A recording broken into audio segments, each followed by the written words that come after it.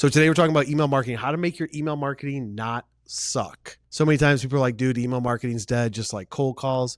And it can be, but we're going to go through a couple of areas to make it not suck, and a couple of areas that you guys probably aren't paying attention to. Area number one, probably, maybe I should turn on my pencil. Probably the most important area is going to be inbox setup. And what do I mean by that? What I mean by that is you're going to send an email from a domain. So this is your email address. Let's do Kyle at abc.com. That's my email address that I'm sending emails from. This is my normal email address. This is what I send to all my clients, my friends, my family, anybody that I'm doing business with, my vendors, suppliers, everybody is Kyle at abc.com. Now, I want to do outbound email marketing that is typically cold. You're trying to bring in leads into the top of your funnel. Here is the key. Try to not use the domain. You need a different domain, and here's why. As you send out emails, and not thousands per day, as you send out emails, 5, 10, 50, and we're going to ramp things up, and I'll show you the framework here. As you're sending emails, the more chances that you go into spam, the more people are like, dude, I don't want your cold email. You better back up. This is unsolicited advertisement. Take me off your list. Before you do that, and what I'm talking about is when I say email marketing, I don't mean email marketing with unsubscribe notifications at the bottom, traditional email marketing. I'm talking sequences too. So those of you that have followed my content know there's a difference. Email marketing sequences are 1, 2, 1. That's an email from me to you. And you can go, there's automated, but your sequences are 1 to 1. Marketing emails have the unsubscribe. See, unsubscribe.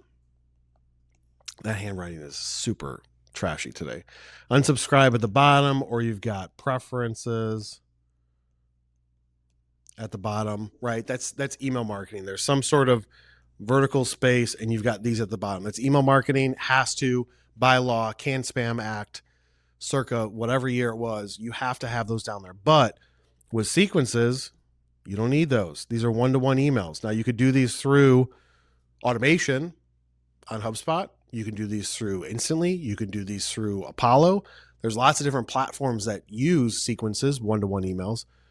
But that is what works, 1-to-1 emails. So let's just say that's what we're doing. Not marketing emails like a Home Depot ad with center justification and images and this and that. That's different. But different, but still the same. But for the sake of this example, so we know we're doing sequences. Let's erase that.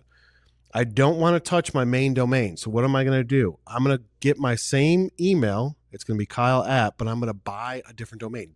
Domains are like $10 a year, $12 on GoDaddy or whoever is your favorite domain provider. I'm going to say abccompany.com. I'm going to do another domain. I'm going to say Kyle at abcmarketing.com. I'm going to do another one, and so on and so forth. abcgrowth.com. Why are we doing this? Why are we creating multiple email addresses? We're doing this because the providers, which are Google and Microsoft basically, get smart to you sending out all these emails, and they see what you're doing, and they can tell that it's somewhat automated. They can see who replies to spam, when they can see if people are engaging or not based on all of their information. And so because of that, we don't want to just overload a single domain like this one, your main domain. We want to overload it and just send all the emails out through one domain. We want to have different domains, and we want to have different email addresses. So Kyle at, maybe we do Kyle M, Kyle.m, right? We've got different emails at different domains, and we put this all together in a nice package because we don't want to overload a single one. So once you've got your inbox set up and you've got these domains, now step 1.1 is going to be warm up. Your email can produce results. I promise you. You have to warm up this email. What does that mean? Email warm up is sending emails from a system to a system that owns other addresses, and those systems make sure that you deliver into the inbox. If it goes to spam, it automatically moves it into inbox. It can read it as read. It can mark it as important. It can do all those things. If you just type in inbox warm up into Google, you'll see first a bunch of ads. The ones that I like the best personally, instantly.ai and Lemwarm. So instantly.ai, that's got connections into HubSpot. That's got connections into different CRM systems. You can even use that as a CRM system. It's not even remotely close to the possibilities of HubSpot because Instantly AI is somewhat newer. It's definitely newer than HubSpot, but it doesn't have everything built out. But I love instantly.ai. And it's affordable. You're talking a couple $100 a month to really get a system that's going that pairs with a HubSpot CRM. If you think about it, HubSpot was built originally for content creation, pushing content out there. Hey, you want to subscribe to my newsletter? Come on and subscribe, and I'm going to send it to you once a week or once a month. I'm going to give you content. You wanted to join my newsletter. And then people like me and other marketers are like, hey, we could do this to cold people, cold emails. Yeah, you can. But where HubSpot lacks is in the control of sending frequency with email marketing. You can say, as an account, I only want to send no more than X amount of emails per minute. I could say 1 email per minute. The issue with it in HubSpot is that if you've got people enrolling into sequences and it tries to send an email, it just errors out and it's like, hey, couldn't send it because of some limits. It doesn't then go and try and do that person again. So what you do is you pull back the cold side and you pull it into something like Instantly. Now, we've built our own proprietary system here too that we do it with, where we do it through third parties like HubSpot, but we run it through our own intellectual property that slowly pulls people in at a specific rate. So we basically created instantly.ai or Apollo.io, right? They have a system too with sequences. We created our own version of it through automation, through a different platform that then feeds people into those sequences on the main platforms. But if you want to just straight out of the box, you want to go with something like Instantly. So you want to warm up the inbox. You want to warm it up for 30 days. It's going to send 5, 10 emails, maybe 12 emails. Every day it sends more and more emails. It's going to warm up that inbox so that way you're building trust with the providers. You've got a new domain that has no website, no authority, no emails have been sent, and you're going to go and try and send a bunch of emails through it? I don't think so. So you want to make sure you warm this up for 30 days, at least 2 weeks. Once that's warmed up, then you can start sending emails from that inbox. What's great about the inbox warm up is it'll tell you, hey, we sent 100 emails over the last 30 days. This is how many were delivered from spam. And then we saved it from. This is how many were delivered into normal inbox. You do it through Google. You do it through Microsoft. You do it through all the different providers, Google, Microsoft being the main two. But you run those tests through. What does Google show if I send an email? What is Microsoft? The most strict. And for 50%, if not 70% of the businesses that we go after for ourselves and businesses that we go after for our clients, they're sending them to Microsoft domain providers or Microsoft providers for email because the security behind it, I get it. That's why bigger companies use it. They just go to Microsoft. They don't do Google. The good for them is that it protects their email address from getting cold messages. The bad for us is because it does that. So you got to make sure that you set up and warm up this inbox. You do not want to go and just send a bunch of emails through your main domain, through your main inbox. What will happen if you do that, and if you do it poorly and you've got poor copy, poor offer, poor timing, etc., which we'll get into, if you do that, you run the risk of your normal emails going to somebody that you're trying to, a potential customer, a current customer, ending up in spam. Now, if that happens, that doesn't necessarily just mean that it's from your email cold outreach. That means it could be a plethora of things. But this is a fast way to get there. So you want to set up additional domains. Look at any emails that have been delivered into your inbox from people that are trying to sell you lists, lead gen services, marketing services, etc. Look at their domain. A lot of times it's not their actual website domain or it's not their actual real email address. It's a alias. Now, when you have these set up, you want to make sure that all of these emails have a reply to,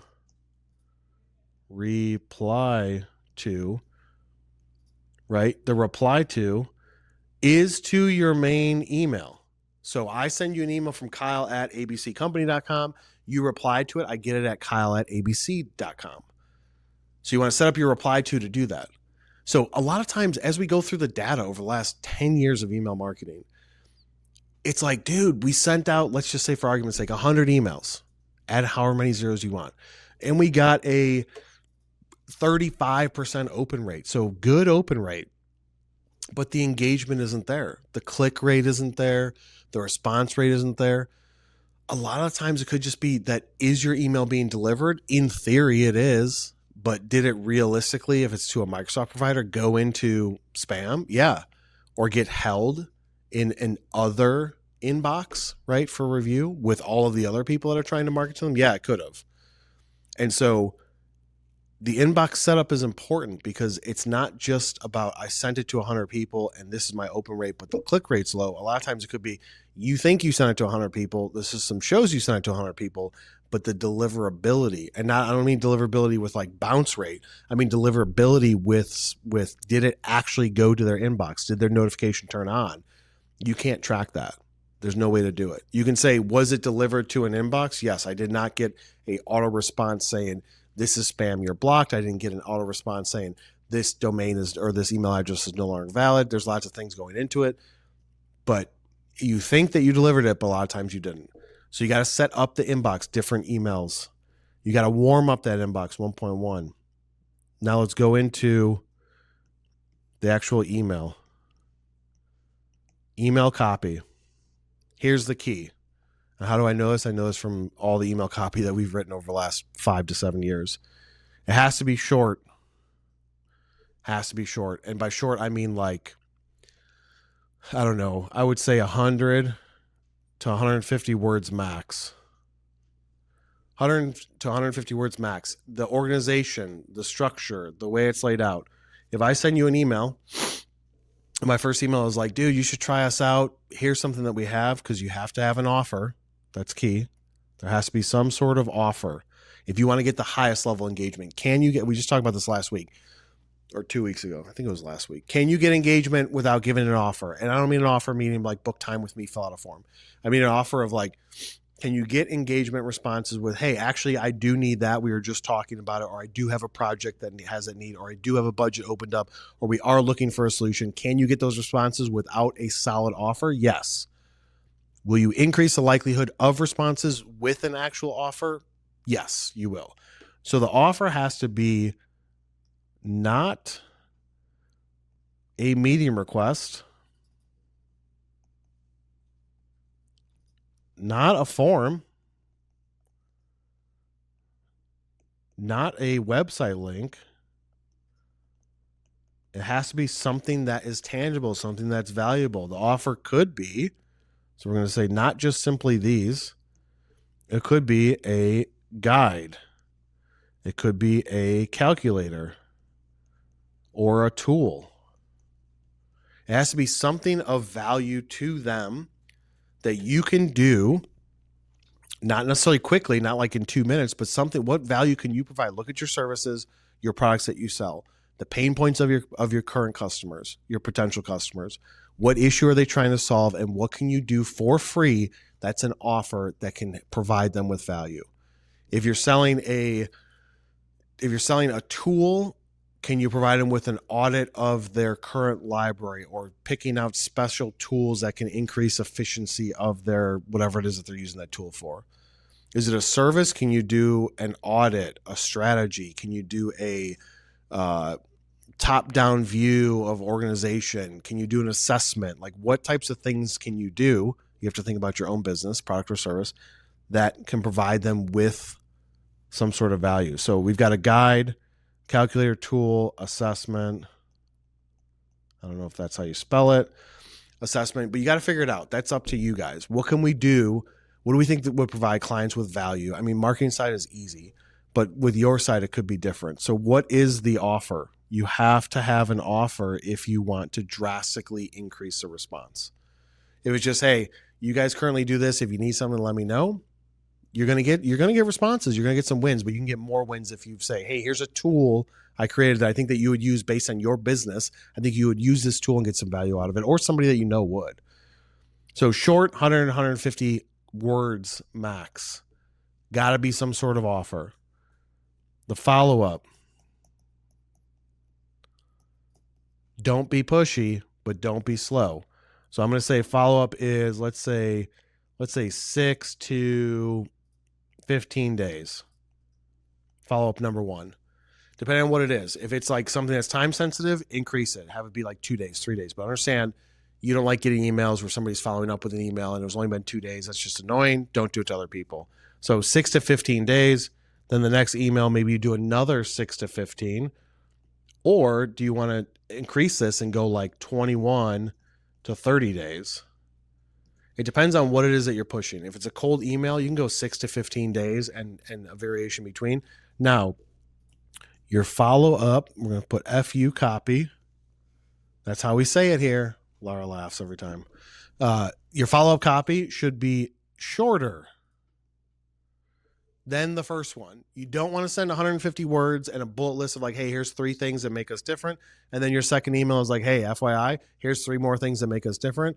And then the third email, it's like, just again, 3 different things that make us different. You want to mix it up. They didn't click or they didn't respond to the first one. Maybe it's because they didn't see it. Maybe it's because they didn't have time to read it and it's been 15 days. Your second one doesn't need to be, hey, here's 3 more things. It needs to be a follow-up to the previous message. So you want to have it be shorter. Hey, following up on that message I sent, a lot of our clients are seeing this, or hey, here's another tool. So you can insert second offer. Man, that's just dragging. Insert second offer. It could be a tool. It could be a calc. It could be a guide. It could be downloadable, anything that's trackable. You want them to click it and then go somewhere. You got to make sure you're tracking. But that's the basic framework. You got to have, with the email copy, short. You got to have some sort of offer. Your follow-up should be paced appropriately, right? Your follow-up copy on emails 2, 3, 4, 5, 6, 20 should be shorter. And then change up your subject lines. This is what I think. This is what I know works. On emails 3 through 5. And why is that? If I send you an email and it says like something bold, something crafty, something personalized, I put it in there. And I send you a second email following up on that. So I get the RE : symbol. So it's like, oh, shoot, that's a response. Let me check that email. It's not spammy. It's not cold. That's the whole thought process. If you didn't take engagement on those things, you didn't open them, you didn't click them, you didn't respond. If the goal that you're trying to do is a response or a meeting booked or a form fill, then they didn't take that action. Then you want your third email to be a different subject line to try and throw it for a curveball and see if that subject line runs in. You can also A/B test.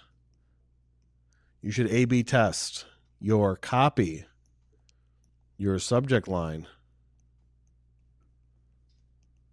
You should not be link heavy. Don't be link heavy. You should have one clear CTA. What you don't want, and this is something that's changed in the last 6 months based on performance, because the providers are grabbing these emails and throwing them away.